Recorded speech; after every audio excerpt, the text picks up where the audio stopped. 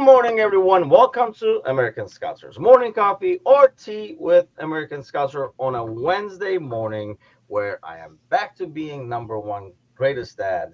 And look at number two. He could not stay far away. No, Number two is back in action. What's happened? I am living the bachelor life. I don't think I'm number two dad at the moment. I've shirked all the responsibility onto my wife.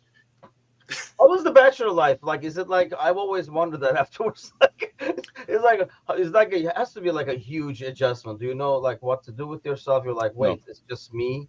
yeah, it's like and having two dogs and three cats. There's like the sound is deafening. Like the silence, I hear everything. Like I'm like 10 or 15 apartments from the elevator. I hear every ding. Every time someone gets in it, ding, I can hear it. It's and also I realized I do not have to shop. I never like I have gone on every because I used to work 410s, so I'd always have Friday off. Friday was our grocery day. I was there. I was the driver. I unpacked groceries. I helped put them in the cart. Somehow, when I'm on my own, I can't shop. I came home and I had things that like went with other things that I didn't buy. And I'm like, oh my god, like what am I gonna do with this? There's nothing to go. Like tortillas with no meat, that kind of thing. Try and make chips. But John, see, this is what you can look forward to, man. When you have to make the adjustment and stuff. So, how's it going with you? I actually have. I just moved back in to my parents when COVID hit because it just didn't make sense. Everything was just an absolute mess at the time, as you guys know. But it's to answer your question about how is it like. I agree with Gord. It's very quiet, man. You just end up going home. You got everything to yourself. The night to yourself. Nothing to worry about. Just get on the games, get on the show, and then just don't care about anything. Like I would say.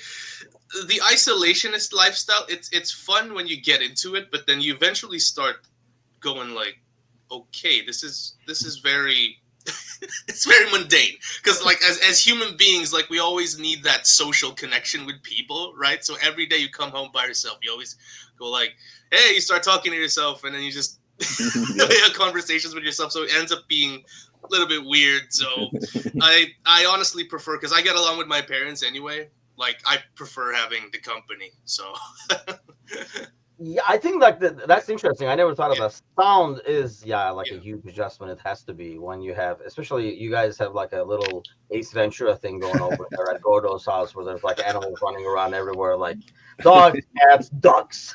Like, Yeah. there's like animals everywhere. So yeah, I'm sure like you get used to that sound, and it goes, Alan, what's going on, sir? Good morning. Let's bring this guy on over here. AnthRob is with us. What's going on, bud?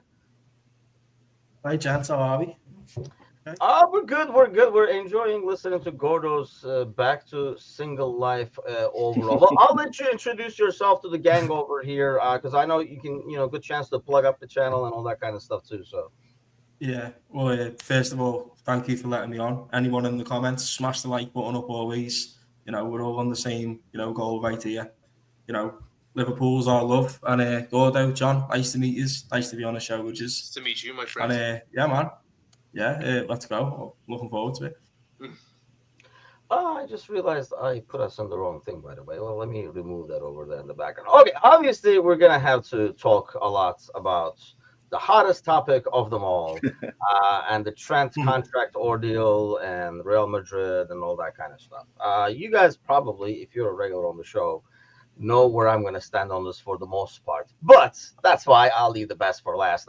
We'll start with you, Gordo, because I really cannot gauge where you are at with this. What do you make of this whole ordeal?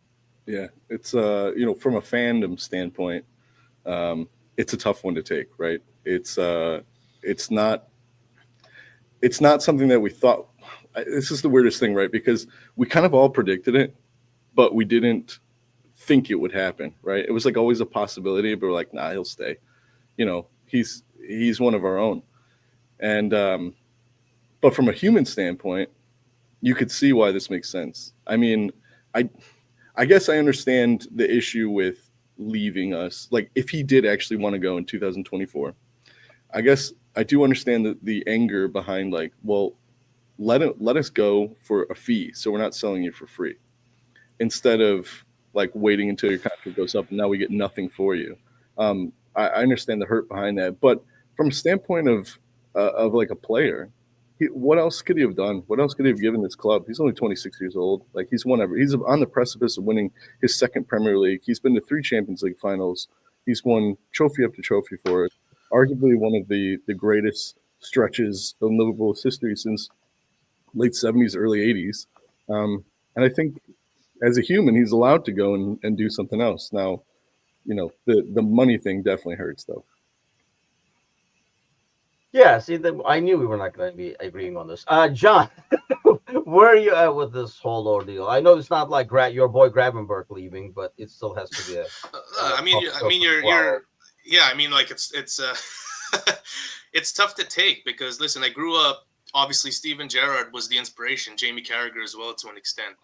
Obviously, Stevie being like the dynamo of our team, being the engine and everything, and he embodied what the club was all about. And all successful teams, like whether you look at our rivals, whether you look at ourselves, in the past decades and everything, they have this kind of player that just understands the fans, that just know what they want from us. And Trent was that guy for us for this successful stretch. So how I'm feeling, honestly, gutted, because like in terms of from a sentimental standpoint, like he's that guy. He's the guy who gets us, and the fact that he was the closest to Stevie in terms of his stature in the world, arguably the best in his position, like over the last few years, depending on how you want a right back to play, it hurts. From a tactical standpoint, it hurts as well, right? Because in terms of what he gives on the pitch, what he can do at right back, no one can do that. It gives us that extra gear to shift onto, if that makes sense. It makes us less predictable. So both accounts, it hurts. And I'm with Gordo here. I'm trying to find the middle ground, trying to not let the emotions get too much into it, right? But I just can't fathom like the fact that you could have at least, kind of negotiated a fee, signed a contract to at least get something from it. It's the very least you can do. I know it's not an obligation, but you know how it is. You've seen how Stevie was when he floated that move to Chelsea, how the fans received it. You have history. You have tons of history to read through, man. So it's just disappointing. It's just gutting. And to echo Gordo's point, now that it's happened, I can't believe it, even though we kind of knew it was happening. We've been talking about it every single Wednesday show, right? Yeah, I mean, I guess that's the weird thing. We have been talking about it, and then we were like, he's the one that's leaving. The other ones are staying. And then when it happens, you're like, what? I mean, we were expecting it all along. AnthRob, you are from that neck of the woods. So, and I am seeing online, actually, that people from Liverpool are a lot more harsher on Trent than really like some other people and stuff. Yeah, well, this is the weirdest thing, the maddest thing. I'm not actually from Liverpool to start with, but I'm near that area. But if you said to someone that was from Liverpool, like about me, where I'm from, they go, he's not from Liverpool. He's they call us Jedi's, mate, because we live over the water. I get the same stuff. I say Chicago. You're like, you're not in Chicago. You're in the suburbs. Yeah. It doesn't mean we can't support them though, just because we're not from there. Do you know what I mean? Like, whoever you choose to support as a child and you stick by it, that's your team. But anyway, my thoughts on this. I literally just uploaded the video like an hour ago talking about it, so it's still fresh on my mind anyway. Because I've not time to post about this, but I echo everything that you said, Gordo, before. As a human standpoint, you can understand it, mate. It's going to one of the, probably the biggest club ever, 15 Champions Leagues. Can provide him with, a lot more trophies to come. Bonuses and all that. The signing on fee he's going to get is going to be astronomical. This is what I think, anyway. But it does hurt. It's a tough pill to swallow, and I feel like it was inevitable anyway. Like I knew this was coming, but for it to like actually hit like reality, it's a bit like, oh God, like, do you know what I mean? We are missing a big player there. But on the flip side to it as well, look, I don't agree with anyone proper, bashing him online, going for his family, making threats and all that. I think that is just, oversteps the mark. Do you know what I mean? It's a game of football. Get over it. We've seen many great players play for our club. Many have left. A lot have failed, but some have succeeded. Like Suarez and Steve McManaman, won Champions League titles in Spain. But many have failed, like Coutinho, Wijnaldum. Mane, who all thought they can go on to do bigger and better things. I'm not saying Trent could be like that. We could go, but playing for Real Madrid, though, you'd imagine he'd win a lot more with what they're building at the minute. But at the same time, look, with Trent, I haven't been impressed with him a lot of this season. He's let us down a lot. I mean, in certain games where, it's not going right and you need someone to dig in and take it by the scruff of the neck, his head has seemed to drop. And, the Man United game comes into mind in January when we drew 2-2. And we really struggled down that side all game. And, he kept giving the ball away. He kept just walking around the pitch. And I remember when they equalised and then they went on the attack again straight away down his side. Van Dijk comes over to, cover. And then he gives him this death stare after the ball goes out for the corner. How, what, you need to book your ideas up, mate. So can't be doing that in Madrid, mate, because they're not as forgiving over there as what we are in Liverpool. But like I said, look, good luck to him. Do you know what I mean? It's hard for us to take, but, no one's irreplaceable. So, we'll get over it. We'll move on. No one's ever bigger than the club. And that, that goes for players and owners. Do you know what I mean? And we'll get over it. It is what it is. But, the other two potentially going as well. It's going to be a big anticlimax, isn't it? Yeah. We're going to win the league, but then, we best add win the league. But with that, all them three going, we're going to sit there being scratching our heads going, this summer's going to be, a big job, isn't it? A big task. And we all knew this anyway. Even if they would have stayed, the squad still needs work. But yeah, that's my thought anyway. I mean, my thing is, I understand what you guys are saying, the human side of it, but I've been saying this for a while. I still think this is aside from his brother who's going to cash in, it's not a smart business decision at the end of the day. And, if it was because here's the thing, how you leave is a huge part of your legacy, right? Yeah.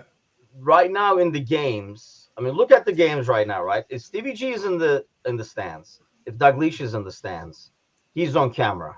And he's still loved and everything. No, they don't show Michael Owen on the camera, and there's he's here too. It's because nobody gives a damn. I mean, and the same thing for McManaman and stuff too. I think a bit more unfairly maybe, but be that as it may, how you leave, I think makes a big difference. I would argue, Gordo, that if he came to me and asked a business decision wise, and if I was his consultant for a business, I'd be like, dude, yeah, they're gonna give you 30 million over here, right, as a signing bonus. And that's great and dandy, but you can make that 30 million tenfold down the years when you're done playing, because you are going to be Mr. Liverpool. He's going to be a guy who's won, hopefully, knock on wood, at least 2 titles, if not more. If he stayed another 3-4 years, I mean, he's definitely going to win more trophies. So you're going to be probably one of the most decorated guys, Scouser in our team, and you can just bottle your farts and sell them for the rest of your life and make that 30 million tenfold. That's why I don't understand it being a good business decision. And for career-wise, you are not. If this happened I don't know, 10 years ago or something like that, when we were in not a good team, not competing at all fronts, I can see it being a good career move.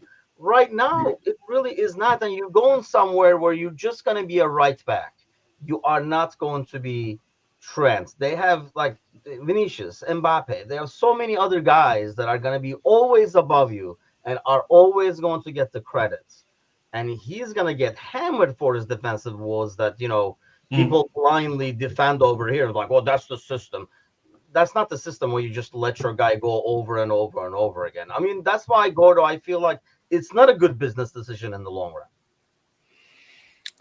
That's first, I don't think you can compare Maka to Trent, because the team that Maka was walking away from was arguably in a much worse place than we are exactly. right now. And that's why you can maybe see it and say, hey, you know what? I got you, man. You want to play with a better team and win stuff. And it's and I think he had to get away from the Spice Boys situation and everything. So, yeah, that was a rough one for him. With them, though. So.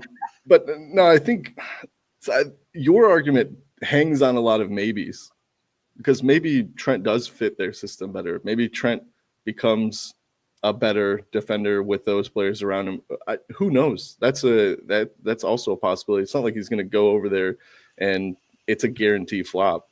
And the other thing is, but what would change that he would become I don't think he's going to be a flop, but what would change at Madrid that Trent is a better defensive player now? Maybe just the simple fact that did you lose me? I got Yeah, we red. lost you, We man. lost your vision. We have your sound, Okay. I'll just keep going with the thought which then. is Hopefully probably it the comes. ideal scenario for everyone involved. But Yeah, that's thank you. Yeah, I'm still figuring out the internet situation over here. It's brand new setup, so I apologize. I got to get a light too, but no, there's a possibility that he's been even thinking about this move for a lot longer than anyone's known, and maybe just his heart just hasn't been in it, and he did hide behind this situation that Klopp put him in of like, we've been forcing him to play a position that he's had no interest in playing for years. And he's been allowed to get away with it because we've had Virgil and because everything's been going right in terms of goals. We're always scoring more than we're giving up.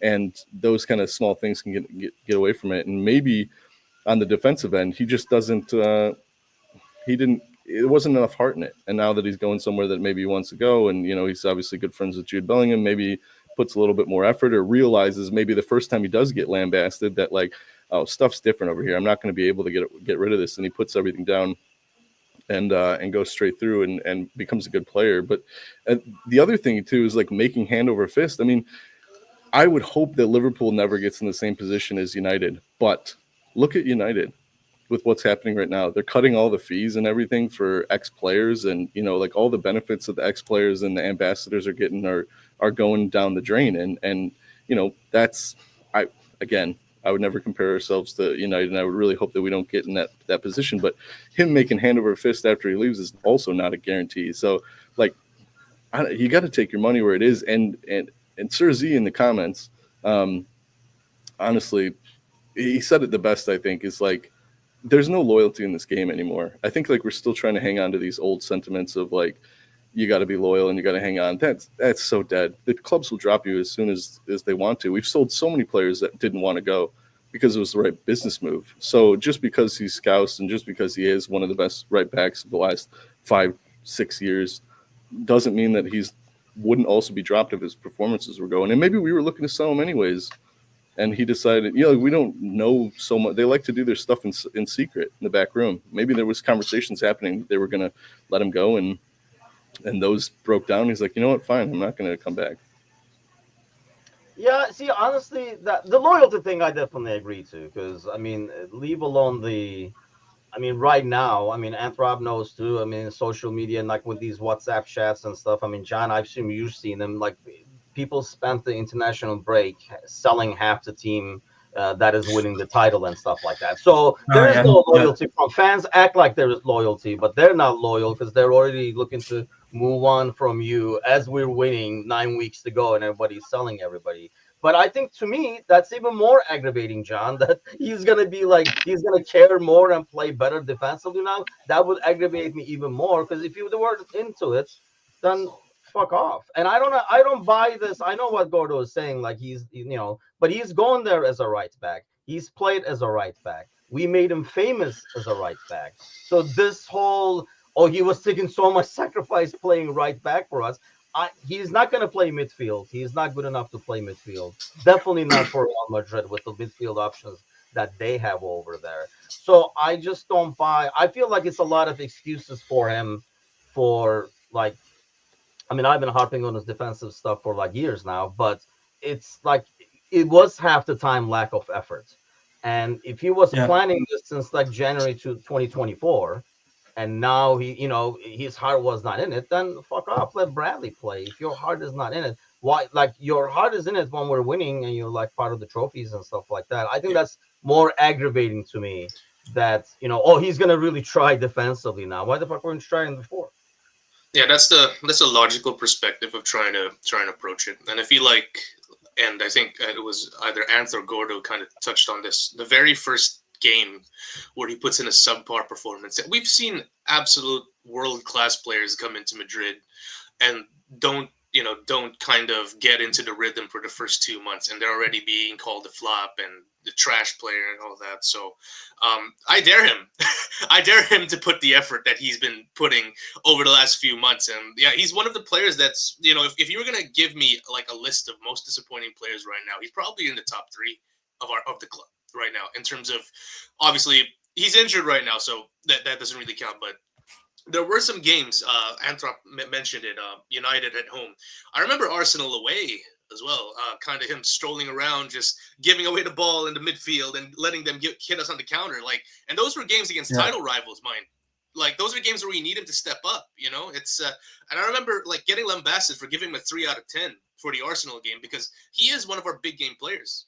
He is one of these guys, and he's our vice captain. He's one of these players that the players would look to for inspiration, and you're just strolling on midfield, giving the ball away. So again, I dare him to try that at Real Madrid. He might be packing his bags really soon, going back. Okay, so is there any chance I can get back in to this project right now? I feel like Go ahead. I feel like the Klopp departure had a big part to play in this because obviously we knew how much he idolised Jurgen at his time. Obviously when Klopp left and all that, a lot of the players were crying their eyes out against Wolves. Trent was being, obviously one of them. That had a big part to play in it. And obviously, with Slot about to get the league title done in his first season, which is an absolutely incredible achievement. I can't believe how many people are downplaying this, by the way. Like, I've seen online that, things are getting that toxic and there's bad energy around the club. Why? Like, I understand the contract situation. It should never have got to this, but, didn't we want this crown jewel for years for the Premier League title to get lifted in front of the fans since 1995, I believe it was? That's how long ago it was. That's before I was born. I was born in 2000, for God's sake. I've never seen it. Don't bring This is going to be the best thing ever. What is it? Bro, the thing over here.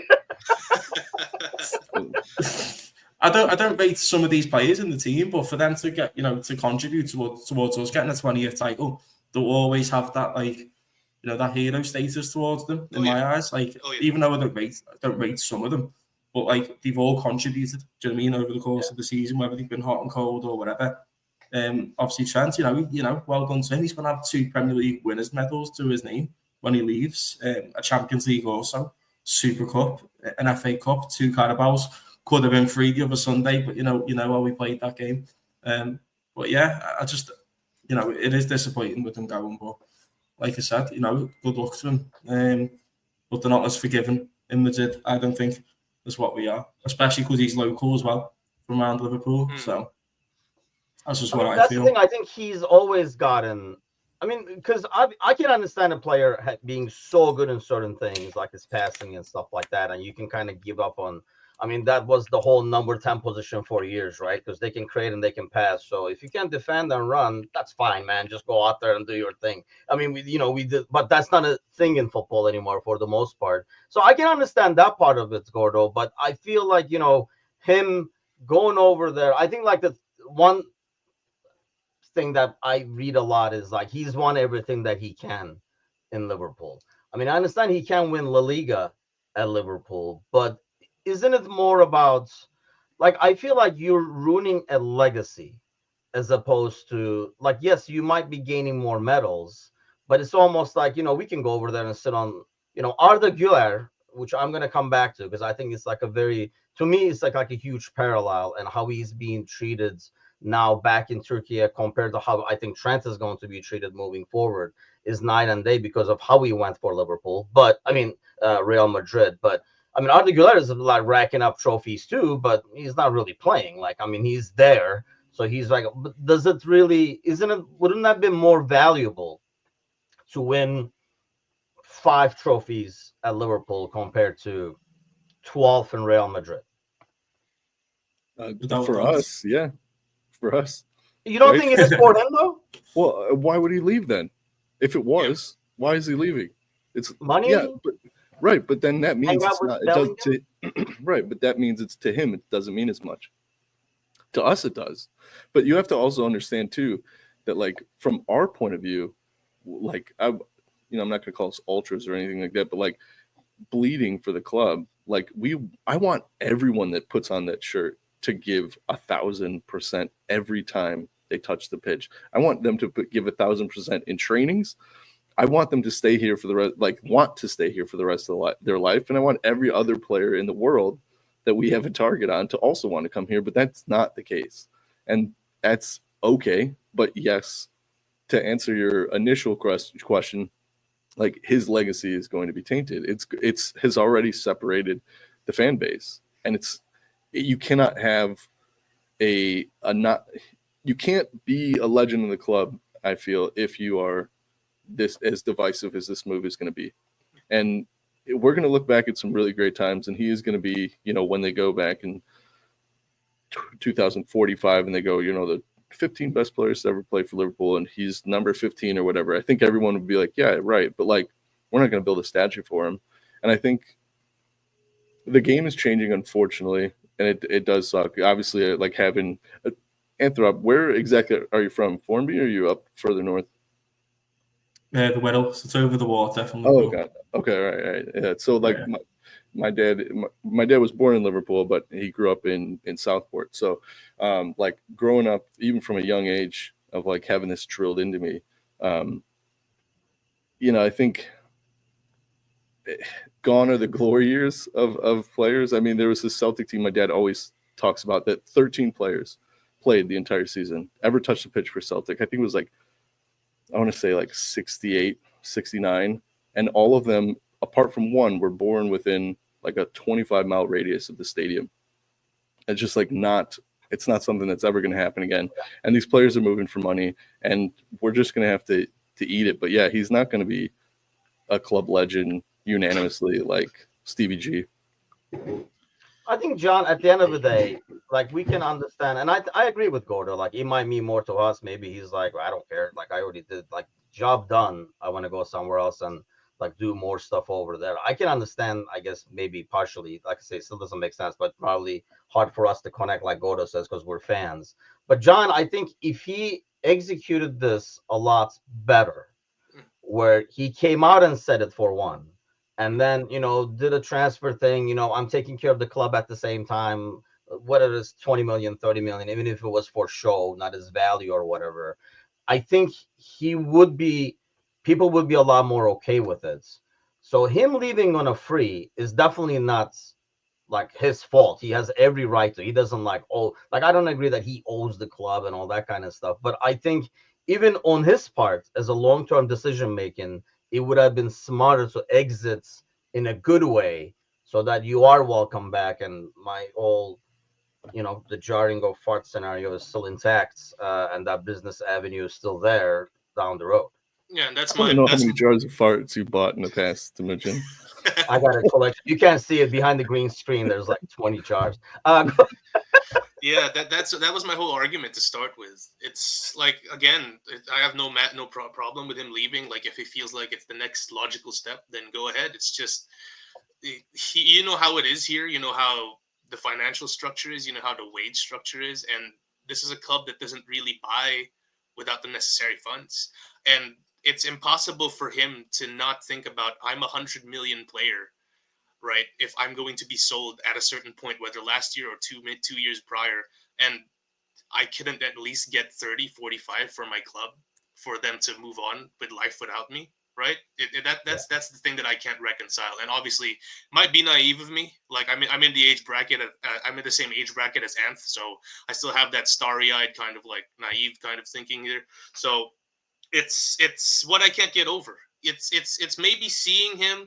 I feel like Steven Gerrard, growing up with him, just kind of like put our expectations too high, kind of like for local heroes, because McManaman was before my time. Owen was before my time. I started watching. Gerrard was the guy, and he was forced out of the club rather than him wanting to leave. Right, with those situations, so it set that standard, and that's unfortunately the standard I look at for my local legend, for the talisman. And I guess it is what it is, right? Like, it's tough, but then at the end of the day, I guess I just have to get over it, right? It's I mean, we talked about the loyalty thing. I understand that part of it, and maybe not fair to expect it, because, like I say, the fans are not, the clubs are not, like you said. I mean, you can give 1,000%, like we were saying, but then you'll be like, yeah, your 1,000% is just not cutting the mustard, and then like we sell them on. So I mean, the clubs do it, the fans do it. I get that, but I guess, AnthRob, how will it affect? I mean, obviously you're going to miss his passing and stuff like that, but I would assume whoever you get is going to improve you defensively. We don't know what kind of a right back or a left back and stuff Slot wants. I'll ask you, AnthRob, like, what do you think? Like, what kind of a right back that he would rather have? Because it felt like Trent was not the ideal guy, but when you have somebody with Trent's ability to pass and stuff, you still want to get the most out of that. Yeah, it's got to be a more defensive sided one because so many frustrations over the past years or so, where the centre halves are always having to come over on the right side, whether it's Van Dijk, Canate. Even back when Henderson was playing in our team, the amount of times he was having to track back and get to right back. Same with James Milner as well, who was actually better defensively as a right back than Trent, and that's not even his position. That's just my opinion. That guy's a midfielder and still playing football to this day. Do you know what I mean? Keeps himself in great shape. But my point is like the more defensive sided right back. A lot of people are saying Frimpong online, but I don't watch Leverkusen every week. I watched us beat them 4-0 this season. I know that. Obviously, he's not known for being the most defensive sort of right back, but he gets forward quite a lot. Listen, I just want someone who can defend. Do you know what I mean? Someone where a left winger's going to come up against him and we're not too worried. Even like Andy Robertson, for example, like he's defended so well over the last few years. I think even this season he's had his bad moments, but lately he's been picking up form again. He's been being a lot better, hasn't he, Andy Robertson? And I was one of his biggest critics this season. Yeah. Obviously Trent as well, because defensively that's their job. Like their job isn't to pick a pass out from 80 yards out and find a man up top. That's not their job. Their job ultimately is to defend and help, the whole defence out and the goalkeeper, and that's their job. I don't agree with all this invert and stuff and all that. Like fullbacks having to come into midfield. I feel like the game's just changing so much. Do you know what I mean? It's too system based, and every player is like limited to like that system or whatever, or the whatever certain zones and stuff. But yeah, for me, man, defensive side, the right back. Just anyone who can defend, really. We need our scouts to go out and do a job. We need Michael Edwards and Richard Hughes to finally do something for us. Obviously Michael Edwards in the past has done wonders in terms of transfers. In terms of finding cheap bargains or selling players on for astronomical fees. But since they've come back, man, it's been a bit pragmatic in the transfer market for us. I can't lie. So obviously, big work this summer. But let's get a defensive side right back in, because Conor Bradley, by the way, I rate him. He's good. That tackle on Mbappe, chef's kiss and all that. But, that guy's injury prone. Do you know what I mean? So is Joe Gomez. Quanta's not a right back, is he? He's a centre half. So, yeah, we definitely need to invest in that position when he goes. Like, there's no way we just can't replace him. Do you know what I mean? No. Yeah, the Frimpong thing looks more like a FIFA Ultimate Team move than anything else. Yeah. But I think he look, because I don't even know if we're interested. I think like people are like, oh, look at him, he runs fast. They just make stuff up online, mate, and then everyone tends to take to it. Then, do you know what exactly. Yeah, they're like, listen, I don't believe anything until they're holding the shirt up. That's it for me. Do you know what I mean? Oh, this is going to be a crazy summer in that sense. I think we're going to be linked to like 100. Oh, everyone. Literally. Yeah, but here's the thing, Gordo. We would have been linked to right backs. Now we're going to be linked to right backs as well. I mean, the Frimpong thing, I was watching him for the national team the other day. Like, it's weird because he does a lot of things where obviously Trent doesn't. But there were some moments where he was on the right-hand side and, he could whip the ball in. And you're like, that's when can you like sub in Trent for him real quick so he whips that ball in, because his crosses were bad. But what kind of a right back do you think Slot is after to replace Trent, Gordo? Just straight, if he could literally pull one of the players off of a foosball table and smack it into the ground, just the most. Think about everything he's done. It's all mechanical, right? Like he's very, very Dutch.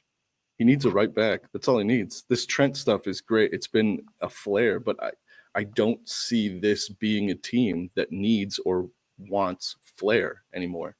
This is a business as usual. Show up. You play this position. You play that position. Everyone plays together. These are the triangles. This is how we move when we don't have the ball. This is how we move when we do have the ball. I feel like what we've seen is very mechanical, and that's all he needs. He needs a right back that can run, that can defend, that can play the ball to solid down the line, or switch crosses if he needs to. I don't think we need a poof in the barrel Trent Alexander-Arnold, goes missing defensively for 35 minutes a game that ends up costing at least one goal, but also plays 3 or 4 beautiful passes that Darwin Núñez puts wide. You have to put that in there. 35 minutes before you took a shot at Darwin. That's not bad. 35 minutes is not bad. Trent, Trent is as good as Jesus. But if Mo leaves, that entire side is told to say. So here's a question for you, John. Mo, I mean, I would assume in the background these guys knew what was happening and stuff anyway. But Mo, if he like opens up, I don't know if anybody opens up the paper anymore, but turns on his laptop and looks at the news and sees the whole like Trent thing. Do you think Mo says, "Shit, now who's gonna pass me the ball? Maybe I should leave too," or is he gonna say, "Good, maybe I don't have to track back all the time now to cover for a right back who's never back there. We'll have a defensive guy. I will be asked to track back less." I think it's more of the second because Mo strikes me as the kind of guy who kind of, if there's a situation, right, he's gonna try. The first thing he's gonna think about is how I can overcome it instead of how this is so much harder for me, you know.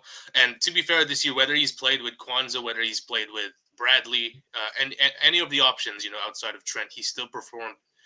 Last few weeks excluded, he's pretty much performed to at least an 8 out of 10, right? So I don't think it's going to be an issue for him. And obviously, I can't claim to know how Mo thinks. I don't know him as a person, right? But based on the sample size that we've seen over the last few years, how he approaches things, if he was to resign, he just see it as another challenge. He just see it as another hill to climb on, and then he'll give us his best. Kind of like how he is, last year, we didn't want the season to end how it did. We should be challenging for the league. Right now, he's delivering on his promise. We're challenging for the league. So, listen, I have no thought. Actually, this is the first time I kind of thought of that idea about how Trent would affect Mo. I feel like it wouldn't affect him in terms of his mentality and everything. From a tactical sense, yes. But in terms of how he's going to approach the game, it's going to be just, status quo for me. What do you think, Rob? Like Mo, I mean, how would it affect Mo? Like, does Mo look at this like it doesn't bother me any? We'll have a defensive guy instead, or does he say, "Where are these passes going to come from now for me?" It's a team game at the end of the day. Look, we shouldn't just rely on Trent to pick Salah out every time. Obviously, look, his passing's amazing, his vision, yeah, that's great. That's not his main job, though, is it? Like, his main job is to defend, and this is why we're crying out for a proper right back that old school style. Like Gordo said before, you're a right back. Do you know what I mean? Your job is to defend. That's it. Do you know what I mean? That's what we want. Not like all this type of flair and all this type of player. But look, like I said, it's a team game. There's plenty of players in our team who can pick the man out with a great pass. There's a lot of great technical players in there, like Soboslai, McAllister. Van Dijk is an unbelievable passer of the ball as well, as we've seen. Technique wise, which is surprising, by the way, because why does he not take as many free kicks as what he does for us? But have you seen him score free kicks for Celtic all that back in the day? Do you know what I mean? And his penalty taken as well is unbelievable. Why did he not take a pen against PSG? I was like, wow, Jesus Christ. But yeah, I'm going a bit off topic there anyway. But yeah, like I said, team game, man. There's plenty of big footballers in that team that are more than capable of picking Mo Salah out on the right-hand side. That's just what I feel. They've all got to chip in. It shouldn't just be down to Trent, but obviously, his passing ability, mate, you can't question it, and his vision.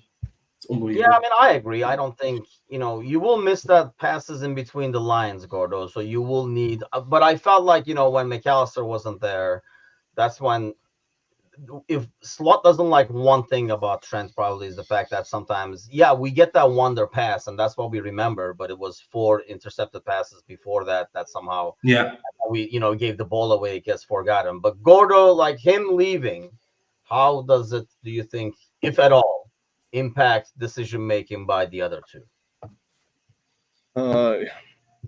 Look at Verge's off season. And I think that we highlighted, or for that matter, when we had the injury crisis at center back, we saw a lot more holes in Robertson's defending as well as Trent's. That's when we kind of first picked it up. Everything was going beautifully. And then Verge goes out for the season, and then we're picking these giant holes that Trent is leaving. And then he comes back, has one of the most unbelievable seasons after a season-ending knee injury, and then we see the drop-off that second season, and then we see these big gaps, and I think it'll allow these guys to actually defend better. I think what we'll notice, and we have to, as a fan base, after having this heavy metal football, beautiful heavy metal football that's given us so many amazing memories and squeaky bum times over the years for the last, almost decade. Heart attacks. Yeah, exactly. Yeah.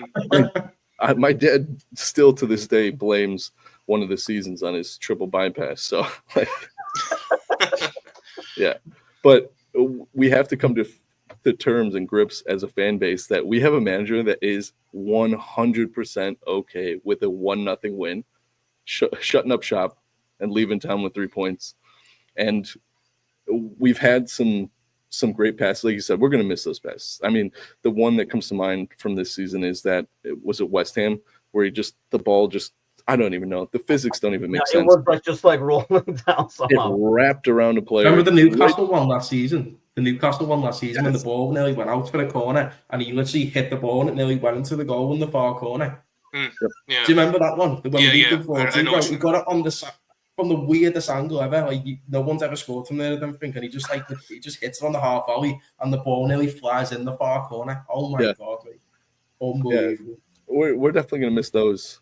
But I think when you mount up how many times those have led to goals, I think I don't know. I haven't done the math, so this is just me shooting in the dark here. But like, you'd probably see it's close to 50-50 with how much his ghosting has cost us goals or put us on the back foot in games. Okay. And so when you weigh those two up, you're probably left evenly balanced. I mean, it's beautiful to watch those passes, but it's irritating, especially the United game sticks out definitely, as AnthRob said this year. It's just like, where are you? Like, what are you doing? If you don't want to be here, take that shirt off. We don't want you here either. Yeah.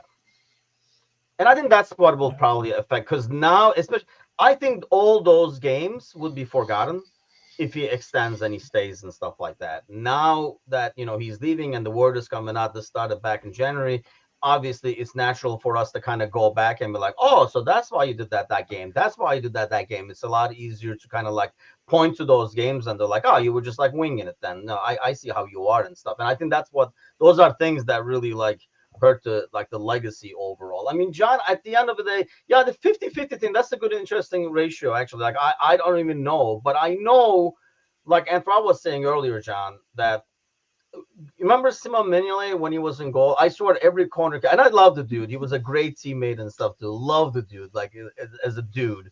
But man, when he was in goal, every corner kick felt like a penalty kick. Like I was scared to death anytime somebody had to cross the ball into the box. I feel like, John, we've kind of like gotten used to like puckering up anytime somebody, like another team, plays the diagonal to Trent's side, because we're scared shitless that it's going to be dangerous. It's almost like we've gotten used to it. Maybe if you have I don't get the same fear, even with diminished skills compared to the pass and speed and stuff, from like Robertson's size. When somebody plays a diagonal to that side, I don't feel the same anxiety that I get when somebody plays the ball to the left, their left winger, and he's like running at Trent. Will it like kind of almost like I've gotten too used to that, where you have a guy now, you're like, okay, he's got it. Because if somebody's running at Van Dijk, we're like, yeah, he's got it. It's you could say the same with Bradley as well. Like if he gets outdone on the right side, it's not because of a lack of trying. It's because he was just outmaneuvered by a very skillful player. With Trent, it's to Gordo's ratio. It's a 50-50. Was he really outdone because he was lazy, or was he just outmaneuvered because he was, outskilled, right, outfoxed? Nah, it's a coin flip, which is the most frustrating thing. And I guess to that point, you can kind of look at the whole thing from a tactical perspective and say, listen, our midfielders have been running on empty over the last few weeks. If they don't have to cover that right side as much next year because we have a fullback who could defend, actually, it saves them energy. It saves Gravenberch energy. You know how many times I've been yelling at Gravenberch to help Trent this year? It's like it's something that we're just used to, like you mentioned. But then at the same time, we're not used to anything else. We're not used to a right back who can just do it one-on-one. So it looking at it from a glass half full perspective, that might be, something beneficial. In terms of like how it affects the overall squad, passes and everything, right? Get lost in the corner, right? It's all gone. But then I feel like Slot is the kind of manager that would prefer sort of a more predictable but reliable player compared to like this sort of wild card, especially defensively, right? On that side, Yeah. I think we can all agree with that.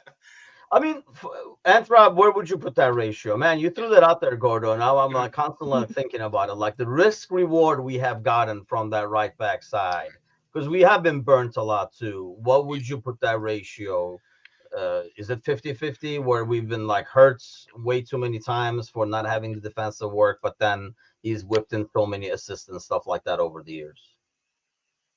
I know. It's like you said before, though. Look, all these amazing passes that he puts through, great crosses and whatever, or free kicks or set pieces, whatever it may be. It really is 50-50 because it looks great when it comes off, when it's a wonderful pass. But how many times, like you said, is it intercepted, or does the corner not even beat the first man? Which, by the way, is the most frustrating thing ever. Even on a free kick as well. When it's like 30 yards out, he's putting a free kick on, and the first defender in the wall heads it away. It's like, bro, come on, Jesus Christ! Like with his technique and all that, I expect a lot better.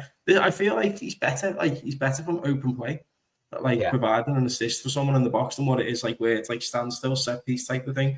That's just what I think. And yeah, man, look, there's not many right backs that can do it like him, but man, it is risky. Yeah, definitely. It really is a 50-50. How do you feel? Let me ask you guys this. So next season, he's going to be playing for Real Madrid. And the reason I asked you guys this, I was mentioning Arda Güler earlier, who used to obviously play for Fenerbahce, like my, childhood team and stuff like that. And then this guy used to play for. So the way he left, basically similar circumstances, and obviously a lot less blame because he's leaving Fenerbahce to go to Real Madrid. So he's basically saying, okay, I'm going to compete in Champions League now and stuff like that. Whereas, that's why my thing, like Trent could have already said that. He's already competing for Champions Leagues and stuff like that. Whereas, obviously Arda could not say that. But before he went, he signed the contract so that Real would have to pay for him. And then there's a sell-on clause and all that kind of stuff. So that he said, Fenerbahce is the one who made me. And he's a young kid. Obviously, he's a lot younger than Trent. So maybe it's not as fair because, this could be Trent's last maybe big contract, whereas Arda probably has like another 3-4 in his future and stuff. But the moral of the story is, Gordo, when people, like including myself as Fenerbahce fans, turn on a Real Madrid game, and I freaking had to watch Real Madrid a lot more than I ever would to see if Arda is playing. If he's not, I just turn it off because I don't care. But if Arda is playing, I am rooting for Arda to do well, just because, not to mention he shushes Szoboszlai, which is another drama by itself that we can get to. But will Liverpool fans, as a Liverpool, are you going to root for Trent, or are you going to be like, what happened? You have to defend now. You couldn't defend. How are you going to watch those games? I'm not. Good luck to him. Just good luck, innit? Yeah. But are you going to be that Madrid fans aren't like this? Are we going to say, man, we should have still had that? Or when he does a defensive, somebody attacks from that side and it gets beat, you're going to be like, yeah, good riddance, man. We don't have that anymore. I want Cody Gakpo to just body him every time down. Yeah, switch the ball out to that left side, go at him every time. Just go at him every time. And then have Gravenberch and McAllister put a hard one in, right after kickoff. Next year's semifinal, 2 legs, Real Madrid. First one, they win at Anfield. Real Madrid do. They go to the Bernabeu. And they play. They don't play him at Anfield because they're scared of what happens. But they play him at the return leg at the Bernabeu, and Cody Gakpo lights him up for 3, and everyone forgives him because we move on to the final and just humiliate him at home. I like that scenario. I actually would rather have Diaz run at him, but you guys are already selling Diaz. I think that's. Barcelona wants him though as well, right? Like you've seen this whole thing. Because he's good, John. I know you're selling him and everything. But I'd sell him all day long for 50 million, my friend. Yeah, they can have him. Yeah, they can have him. I drive him to the airport myself, buy him snacks, buy him refreshments. I mean, Trevor says if the figures are to be believed, the Trent really go through all the scrap for a 40,000 rate. I think the sign-on bonus is where the money is coming from. More than anything else. I don't know how about the incentives and stuff like that are, but I would think the whole thing was instead of the money that Real would have to give Liverpool to sign Trent, basically is going to Trent and his big bro so they can party with Bellingham in Madrid or something, whatever the hell they're going to do. But yeah, that's basically the big difference, I think, is the sign-on money that would go to Liverpool is going to Trent. And I think people realize that. and maybe some of the backlashes from that. But since I mentioned it, let's address that real quick, John. I don't know if you saw the Szoboszlai Instagram activity after the Turkey games, where honestly the results kind of flattered Turkey, but still Turkey was the better team. Felt bad for Szoboszlai. It was very similar to his Liverpool performances, where he runs like a maniac. He leads a good example that way. But I will tell you what, when he is starting to lose, I was telling Mateusz this on Monday too. When things are not going well, he does become a petulant dude He does. to his teammates and stuff. I'm okay with a guy like who's getting other faces of the opponents, but with his teammates and stuff, he kind of becomes a little too negative for my liking and stuff. Like, what did you make of that whole exchange? He comments on Arda. Obviously, it's a lot easier for Arda to say, we just kicked your ass, shut the hell up. But Yeah, that's more of it for me. Like with Szoboszlai, I don't understand why he's talking. You guys got smashed 3-0 over 2 legs. Like just just take it. Like it's more of like his personality, like you mentioned. He's a sore loser, which at the same time winners are sore losers. yeah, But then that it's like with a war. Like you gotta recognize when you gotta retreat, man. Like you got nothing going for you. You got beat 3-0 over 2 legs. Just take it on the chin, be better, and move on from it. Like I get what he's trying to say though. Like you got a guy here who he barely plays for his club, but at the same time he played for Turkey. yeah. Right? He played then, and then he was part of that 3-0 mauling twice. So his argument doesn't really make sense if you think about it. You just got beat, brother. Just back off. That's my whole thing with it. Yeah. And I'm sure there's a lot of frustration. So this dude just got knocked out of the Champions League with his team, lost the final. Then he goes to this. It was a playoff basically to be in A or B. They were in A, we were in B. So now we swap places because we won, kind of thing. So AnthRob, I can understand like the frustration, but it just seems so petty and childish to talk smack. It's like guys I beat up on FIFA online, and then they message after the game and say, "You got lucky." I'm like, dude, I just kicked your ass. Shut the hell up. Go away. Take your loss and go away. Don't freaking ask for it more. That's what it reminded me on. And I assume those people are 12, 13, 14. A guy who's the captain of his national team should not be as petty, it feels like. Yeah. Schoolboy, innit? Let's be honest. It's stuff that you see in primary schools, innit? Haha, I'm better than you type of thing. Like, oh, you don't play for your club. Like, here's your heat map, and it's like a bench. Do you know what I mean? Did you see that one? It is quite funny. It is quite funny, but at the same time, like, look, who's getting the last laugh because they won 6-0 over 2 legs, weren't it? I think it was 3-0 in one game. I think it was 3-0 there. 3-1 at home and then 3-0 away is yeah, so they got smashed. Yeah, they got smashed. So like it's Arda Güler who's getting the last laugh at the end of the day. Yeah, mate, it's as you just said, then captain of the national team as well. Other players are looking to him for guidance and to lead by example. And if he's getting involved with all this, like petulant schoolboy arguments, then you're not going to grow much as a player, are you? Let's be honest, mentality-wise. So just knock it on the head, just like take it on the chin and get him back another time, whether it's in the Champions League with Liverpool to Real Madrid, and then you could like bring that up and go, got you back, but in a funny way. Do you know what I mean? Not just by saying, here's your heat map and all that this season, like, because he doesn't care. Do you know what I mean? At the end of the day, he's going to win loads of Champions Leagues with Real Madrid, guaranteed success. So obviously, just get your head down and become the best version of yourself. Yeah, that's it. Just keep cracking on, man. I think that's he should be getting into Kirkaz's ear to join us in the summer, if anything. Yeah. Should be right on him every day. Background, do some recruiting and stuff. What did you make of that whole ordeal, Gordo? Like in terms of like, I just felt like it was, and then you're going after like literally the kid, and I'm not saying because he's like Turkish or whatever. It just felt. And the whole shushing incident by itself during the game is definitely called for, by the way. Like for Arda to tell him to like, shut up, like you have nothing to do with this. He got fouled, a very clear foul.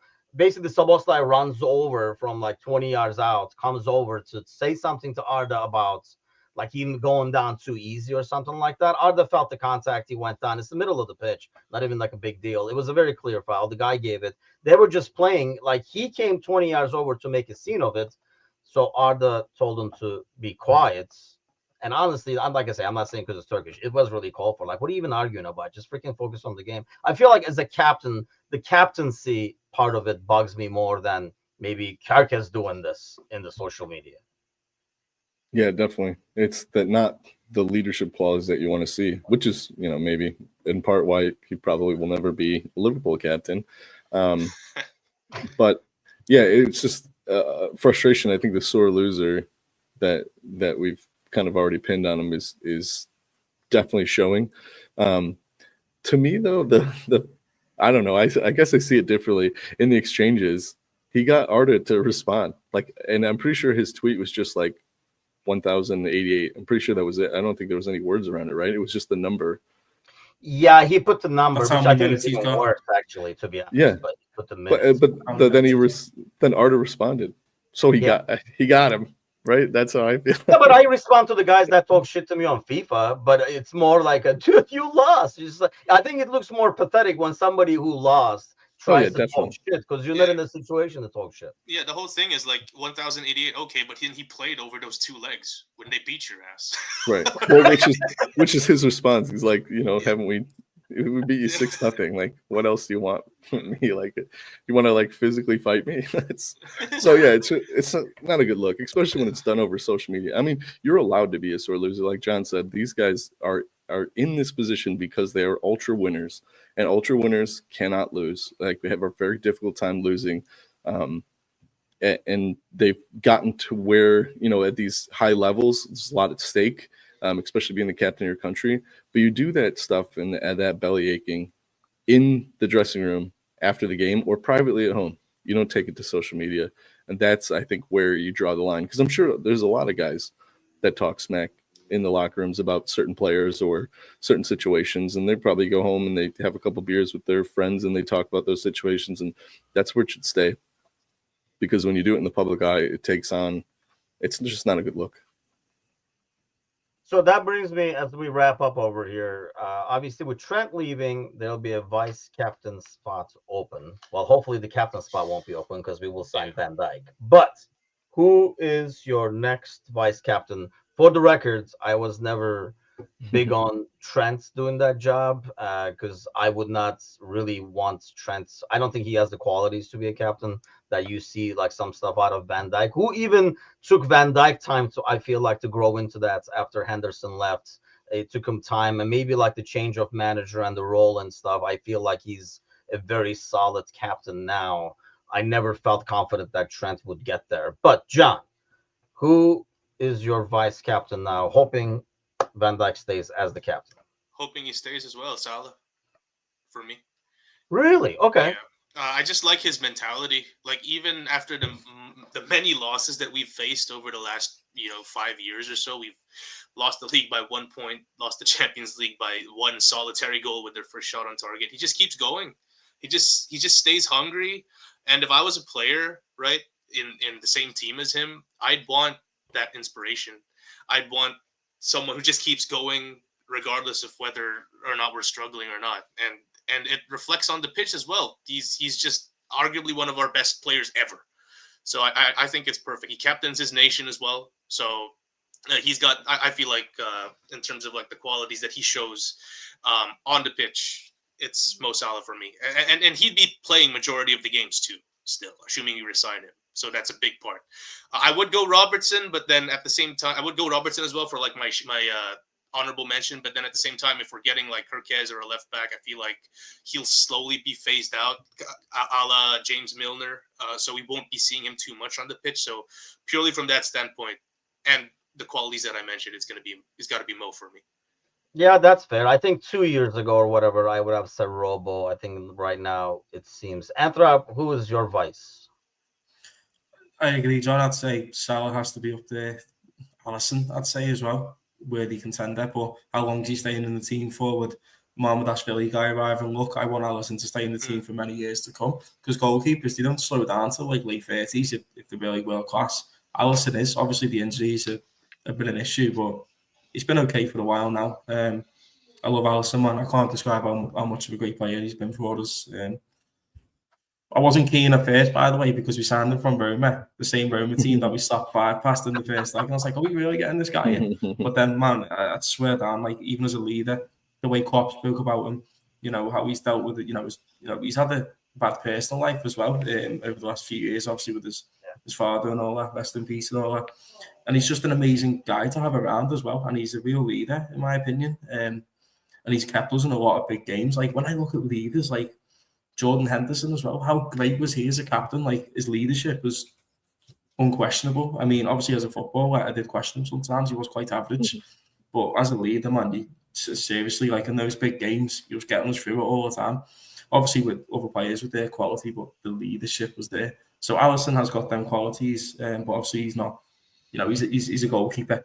Do you know what I mean? That's the difference. And I'd say probably say McAllister. I'd throw him in the mix as well. Obviously with Robertson, if it was years ago, I'd say him, but he's on the decline now, slowly. Obviously, like you said, if Kirkhouse comes in or Robinson from Fulham, any one of them type of players, he'd get pushed out slowly. So yeah, that's the three I'd say anyway. Definitely. That's fair. Yeah, the goalie thing, especially now with the rule change where they're the only ones who can bitch and moan on the pitch. You know, like for him to come all the way from back there to bitch and moan about something that happened is impossible. So yeah, I don't know if that's, you know, because of that rule change, it almost feels like. But I think personality-wise, I agree. Gordo, give me your advice. Yeah, Robertson for none. Well, I mean, the age thing makes sense. For me, he's the jester of the team. He's the one that keeps it lighthearted. He's the one that's always joking, always ribbing everyone, you know, brings the mood down and calms everybody out. And you can't have a jester as a captain because that literally was what happened. I've lived that experience. You can't have the guy that's the guy's guy to lead the team because no one takes you seriously when it's time to buckle down, right? Or understand what he says. That's also true. Yeah. I'd say my argument against Salah would be, John, you used the war reference before. It's like the bomber squads of World War II. You know, you've got your pilots who like have their own officers club. They basically they live in their own cabins. They show up, they fly the plane, drop the bombs, go home. And the enlisted men, the paddle feet, the guys putting the planes together, the ones doing all the hard work. I feel like that's Mo, right? Like he's the guy that comes in. He's the special piece. You can't play without him, but he's not like one of the guys. He's like on another level. And I think that'd be tough to be a leader to like, because what he can do, nobody else can do. You need somebody like Henderson. The reason Henderson was such a great leader is he was vocal and everybody could do what Henderson could do. He wasn't the best. So like you could look to him and go, I can at least do that. Maybe I'm not having a good game tactically, but I can run my lungs out. And Mo, it's like, come on, when he's dragging people through and he's taking on 6 guys, like, sorry, dude, I can't do that. So I'd probably say McAllister because like this season I've enjoyed how vocal he's been, and he looks like somebody that's ready to get stuck in. He always gives us that like really important yellow card. You know, it's like one that he takes for the team, and I think sometimes that can galvanize teams too. So I'd put my money on McAllister. Yeah, it's a good shot. Yeah, I think my vote is McAllister too. I just don't know if he'll be as vocal. That's the only thing. But it is the vice captain. You still have hopefully, knock on wood, Van Dijk will be here and stuff too. But I know who'll be here tomorrow. The Bald crew will be here tomorrow night for the Thursday night podcast. I'm sure they'll talk about this stuff. And maybe finally we can start talking about the actual games and matches and stuff like that. So that'll be an interesting change of pace because I'm already sick of transfer talk and it's freaking end of March for fuck's sake. So, but yeah, do tune in tomorrow night. AnthRob, thanks a lot for joining us, man. Really appreciate you hopping on. We'll throw the link to AnthRob channel too, so you can hop on there and give him some love as well. Gordo, good to have you back in action all the way from Texas. So are you going to be able to escape regularly and join us in the morning or what? It's going to be, I'm going to try and finagle as much as possible. I'm actually headed, as soon as I close the laptop, I'm heading to Roswell, New Mexico to be abducted by aliens. Nice. So, that's on my bucket list, man. Nice. So Which one? To go to New Mexico or be abducted by aliens? No. To go to New Mexico. Oh, okay. Yeah, so I'm going to go do some crew visits and hopefully I'll be back. If you're watching us on Facebook, there's a ton on Facebook right now. Make sure you head on over to YouTube and give us some love over there. Give us a follow. But yeah, we'll definitely be back in action. I'll be back Friday with the morning crew. But yeah, do tune in tomorrow night, 7 o'clock Central, 8 o'clock Eastern. Have a great week, everybody. Nothing this weekend. I mean, there's a FA Cup, I guess. But get ready for the boys, hopefully coming back next week. Take care, everybody.